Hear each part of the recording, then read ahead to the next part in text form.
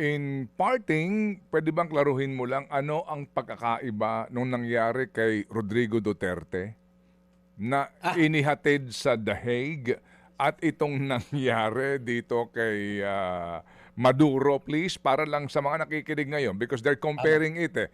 Oo, Oo, ayun. Sige, go, oo. go ahead, Right. Professor.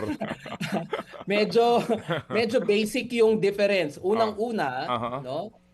Unang-una yung hindi hindi kidnapping yung nangyari, 'no, doon sa kay dating Pangulong Rodrigo Duterte, 'no? With the consent of the Philippine government, 'no? Siya ay dinala sa The Hague, 'no? Hindi nag-consent yung Venezuelan government, no, kay Maduro, and in fact uh, uh, walang military force na na deploy, no, in the Rodrigo Duterte arrest or surrender.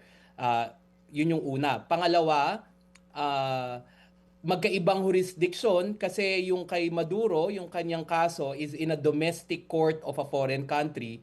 Yung kay Rodrigo Duterte is in an international court of which the Philippines have ratified and is a member, no?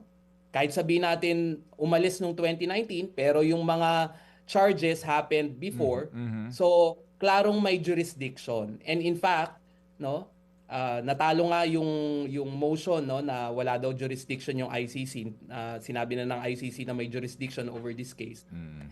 And finally, I think, Ted, malinaw dito, and I hope, no, yung mga kababayan natin na naguguluhan, malinawan, uh, Rodrigo Duterte was not the sitting president of the Philippines when he was arrested and given to the ICC, unlike Nicolas Maduro. So, to simplify it, si dating Pangulong Duterte inihatid ng Philippine government sa The Hague. Yes po. Yes po.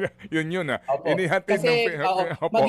magiging May consent. comparable lang magiging May consent. comparable lang Oo. Ted and Chacha, kasi kung mismong yung Venezuelan government, let's say yung vice president niya o yung Oo. armed forces ng Venezuela, ang mismong nag-allow, no, at Oo.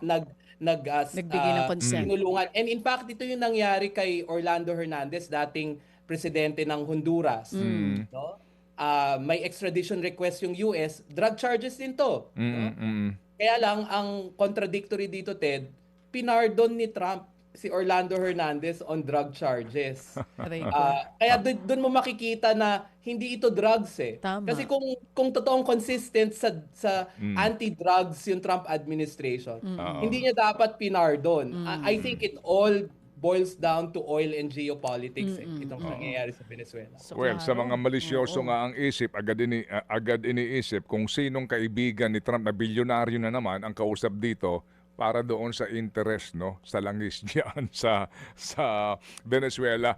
Yung po nga ang kaibahan dito, ha, para po, tsaka yung eroplano nga po ay nakatatak na under RP, yung eroplano naghatid doon kay Pangulo sa Oo. The Hague actually. Okay, Sabi anyway. nga to simplify, yung nangyari kay Maduro, sabi ni Prof kanina, illegal. Yung kay President Duterte ay legal kasi may consent ng Pilipinas. Parang ganun po, Prof. Ano? Yes po. Okay, And sige. the Philippine government, headed by President Marcos Jr., cooperated with the Interpol in implementing the ICC warrant of arrest. Mga kapatid, brothers and sisters, saan ka pa? Dito na tayo sa totoo.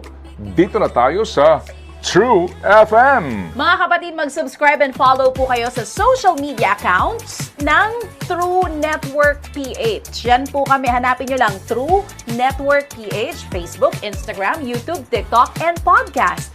Mapa-Apple or Spotify man yan, mahahanap nyo kami. Lahat ng mga napapanood at napapakinggan nyo po sa programa, nasa social media accounts namin yan. So, paano mga kapatid? See you sa social media!